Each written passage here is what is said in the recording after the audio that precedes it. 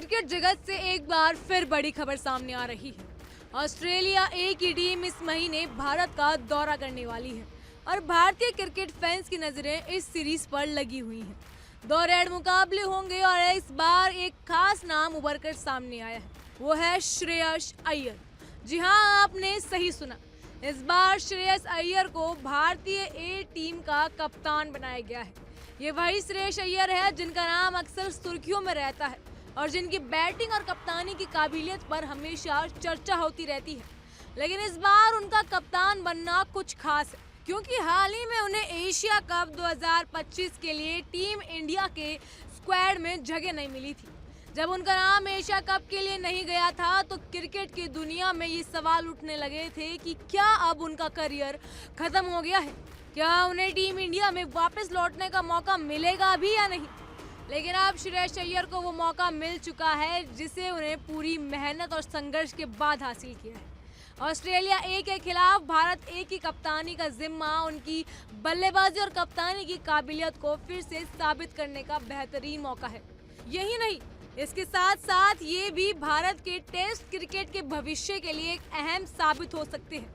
जब उनका नाम एशिया कप 2025 के टीम इंडिया स्क्वाड में नहीं था तो बहुत लोग हैरान हो गए थे। उनके प्रदर्शन पे कोई कमी नहीं थी, फिर भी उन्हें बाहर का रास्ता दिखा दिया गया। अब जब उन्हें ऑस्ट्रेलिया ए के खिलाफ कप्तान बनाया गया है तो ये सवाल उठता है कि क्या इस फैसले के साथ उनका टेस्ट क्रिकेट में लौटने का रास्ता भी खुल सकता है। इस सीरीज में श्रेयस अय्यर के पास कप्तान बनने के साथ साथ टीम इंडिया में अपनी वापसी की भी नई राह है। इस बार भारत ए की टीम का नेतृत्व करना उनके लिए एक चुनौती है, लेकिन ये भी इसे एक अवसर के तौर पर देख रही है। टीम में मौजूदा युवा खिलाड़ियों के लिए ये मौका अहम है, क्योंकि श्रेयस अय्यर का अनुभव और उनकी कप्तानी की शैली उन्हें दिशा दे सकती है। ऑस्ट्रेलिया ए जैसी मजबूत टीम के खिलाफ अगर वो अच्छी कप्तानी करते हैं तो उन्हें खुद को साबित करने का बेहतरीन अवसर देगा। बीसीसीआई ने इस सीरीज के लिए एक मजबूत टीम का ऐलान किया है, जिसमें श्रेयस अय्यर के साथ साथ ध्रुव जुरैल को उप कप्तान की जिम्मेदारी दी गई है। ध्रुव जुरैल एक विकेटकीपर बल्लेबाज हैं जो हाल ही में भारतीय टेस्ट टीम में अपनी जगह बना चुके हैं। ये भी साफ दिखता है कि भारतीय क्रिकेट में युवा और अनुभवी खिलाड़ियों का सही संतुलन बनाया गया है।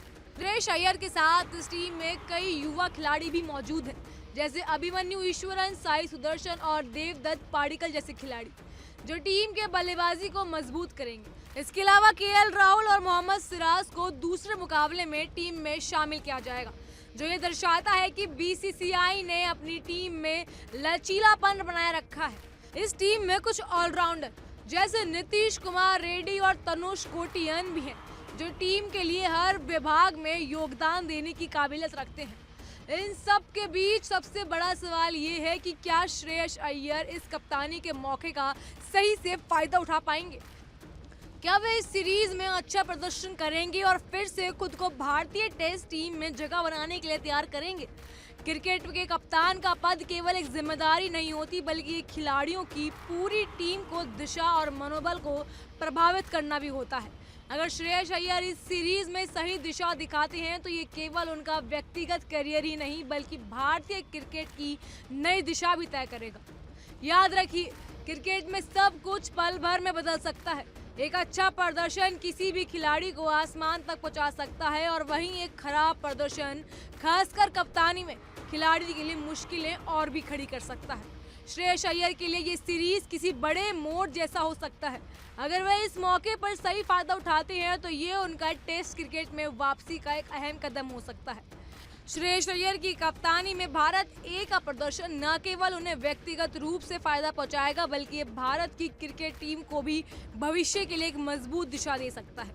उन्हें खुद को साबित करने का ये मौका मिलेगा और अगर वो इसे सुई बुनते हैं तो ये भारतीय क्रिकेट के लिए एक बड़ा अवसर हो सकता है। अब सवाल ये उठता है कि क्या श्रेयस अय्यर इस चुनौती का सामना करेंगे और भारत ए को इस सीरीज में जीत दिला पाएंगे, या फिर ये उनका आखिरी मौका साबित होगा। क्या उनके नेतृत्व में टीम इंडिया का भविष्य और भी मजबूत हो सकता है, ये तो आने वाला समय ही बताएगा। लेकिन ये जरूर कहा जा सकता है कि इस सीरीज से भारतीय क्रिकेट के लिए बहुत कुछ निर्धारित होगा।